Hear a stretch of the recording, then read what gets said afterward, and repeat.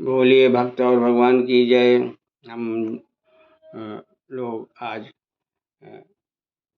के सत्संग में भक्तों भक्तों में श्रेष्ठ भक्तमाल के जीवन के विषय में चर्चा करेंगे।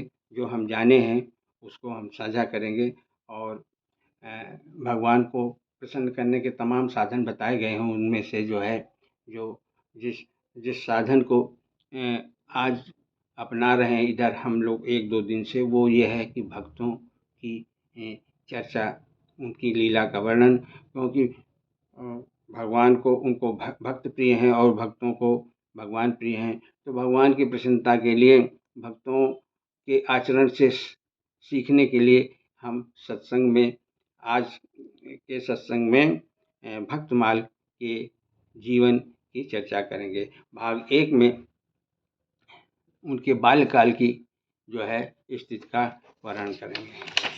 भगवान भक्त नाभादास के बाल्यकाल के विषय में महाराज राघवाचार्य जी का मैंने प्रवचन सुना था।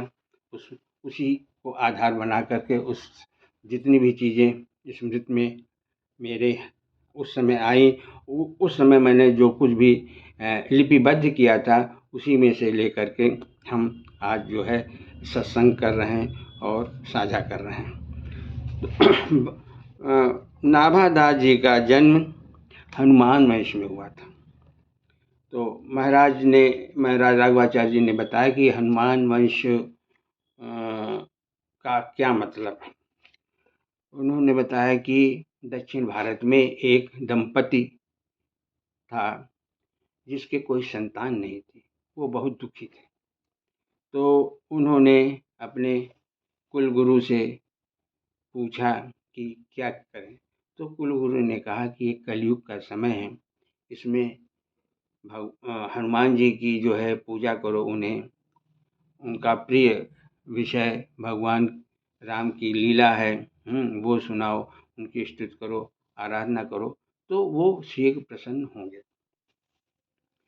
दोनों दंपति बड़े भाव और प्रेम से गुरु द्वारा बताए गए विधि के अनुसार हनुमान जी का पूजन, स्तुति और उन्हें राम कथा के तमाम प्रसंग सुनाने का कार्य बहुत प्रेम और भाव से करते थे। और उसका प्रभाव ये हुआ कि हनुमान जी प्रसन्न हो गए। और प्रसन्न ही नहीं हुए, वो उस दंपति से पूछने के लिए बाध्य हो गए कि तुम्हारी क्या इच्छा है, क्या चाहती हो। उस दंपति ने कहा, महाराज आप जानते हैं कि हमारे कोई पुत्र नहीं है और हम मुझे पुत्र प्राप्त हो, ये वरदान दीजिए। हनुमान जी ज्ञानी भी थे, वो चीज़ जानते, वो सारी चीज़ें जान भी रहे थे। और उन्होंने कहा अच्छा। फिर विचार करके उन्होंने बताया कि तुम्हारे लिए, तुम्हारे भाग में पुत्र का तो योग ही नहीं है, उसमें मैं कुछ नहीं कर पाऊंगा। लेकिन तुमने एक बहुत अच्छा कार्य किया है, भगवान की कथा मुझे सुनाई, हमारी स्तुति की है इस भाव से, तो मैं अपने अंश से तुम्हारे कोख में जन्म लूँगा। और इस तरह से उस दंपति के यहाँ हनुमान जी के अंश से जन्म हुआ और उसका कुल जो है हनुमान वंश के नाम से जाना जाने लगा।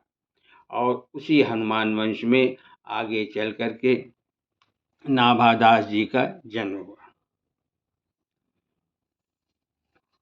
नाभादास जी जिन्होंने भक्तमाल की रचना की थी, भक्तमाल में भक्तों का वर्णन, तमाम भक्तों का वर्णन है। वो जब जन्म लिए नाभादास जी तो जन्म से ही अंधे थे। अब पुत्र तो पुत्र ही होता है। उनके माँ बाप ने उनका बड़े प्रेम से लालन पालन किया और धीरे धीरे बालक बड़ा होता गया। और जब 5 वर्ष के हुए नाभादास जी, तो उस क्षेत्र में बहुत भयंकर अकाल पड़ा, दुर्भिक्ष जिसको कहते हैं। और लोग जो है दाने दाने को मोहताज हो गए। उनको भोजन पानी मतलब कि भोजन के लिए लोग बिलबिलाने लगे, दुखी होने लगे। तो सभी जो है उस जगह को छोड़ के जाने लगे। नाभादास के पिताजी भी, माता पिता भी नाभादास को लेकर के चले। अब नाभादास तो अंधे थे, वो उनके पिताजी बदहवास होके चले जा रहे थे। कहाँ नाभादास छूट गए उनको मालूम नहीं। और नाभादास को जब लगा कि उनके माता पिता आसपास नहीं हैं, उन्होंने महसूस किया, आवाज़ दिया, जब जवाब नहीं मिला तो वो समझ गए कि माता पिता कहीं आगे निकल गए, दूर चले गए। तो नाभादास जी बड़े दुखी हुए और दुखी होकर के वो उसी स्थान पे बैठ गए, रोने लगे। अब यहीं से भगवत कृपा शुरू होती है, जो कि भगवान अपने होनहार भक्तों को जानते हैं और उसको किस तरह से उसकी मदद की जाए वो जानते हैं। तो भगवान ने कृपा करके दो सिद्ध संत कील देवदास जी महाराज और अग्रदेवदास जी महाराज, दो सिद्ध संत भगवान की प्रेरणा से उस जंगल से होके गुजरे। और उनका जो है, उनकी निगाह नाभादास पे पड़ी। नाभादास जो है एक वृक्ष के नीचे बैठ के रो रहे थे। तो संत अग्रदेव से वरिष्ठ जो थे कील देवदास थे। अब दोनों गुरु भाई भी थे। तो कील देव ने नाभादास से पूछा, बेटा तुम्हारा नाम क्या है? उस 5 वर्ष के दृष्टिहीन बालक ने कहा कि आत्मा का तो कोई नाम होता नहीं, और शरीर जो है पंच तत्व का है, मैं आपको कौन सा नाम बताऊं? कीलदास जी महाराज जो हैं, ये बालक का जवाब सुन करके हतप्रभ रह गए। वो समझ गए कि ये कोई पुण्यात्मा। उन्होंने एक सवाल और पूछा, कहाँ से आए हो बेटा? तो नाभादास ने कहा, जहाँ से सभी लोग आते हैं वहीं से मैं भी आता हूँ। कोई भी इंसान कहाँ से आता है, कहाँ जाता है, कहाँ पहुँचता है, ये उसके कर्म उसको ले जाते हैं। मेरे कर्म जो है मुझे यहाँ ले आए, मैं यहाँ पड़ा। अब तो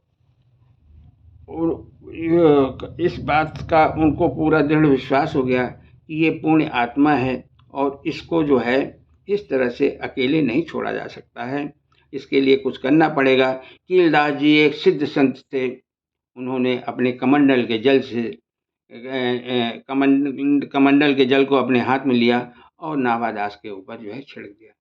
छिड़कते ही उस संत का ये प्रभाव था कि उनके नेत्रों में ज्योति आ गई। नेत्रों में ज्योति आ गई तो उन नाभादास ने जो पहला दर्शन किया उस संत का किया, संसार का नहीं। और जो संत उनके सामने थे वो चरणों में जाके गिर गए और रोने लगे। तो कीलदास जी महाराज ने उन्हें उठाया और कहा कि अपने गुरु भाई अग्रदेव से कहा, इस बालक को यहाँ छोड़ना नहीं है, इसको साथ में ले चलो और इसको जो है आप गुरु मंत्र दो। और तो कीलदास महाराज की आज्ञा अनुसार जो है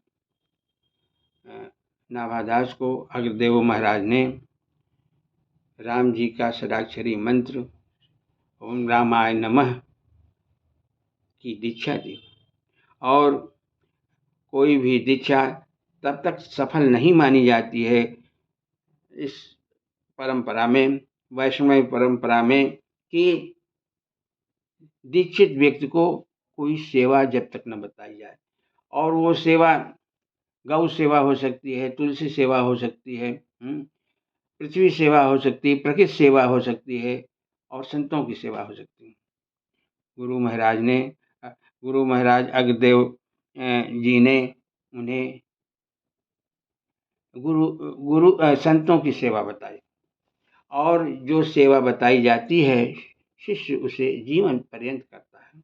और अ, जो मंत्र का प्रभाव है वो उस सेवा के कारण दिन ब दिन जो है बढ़ता जाता है और फलीभूत होता है।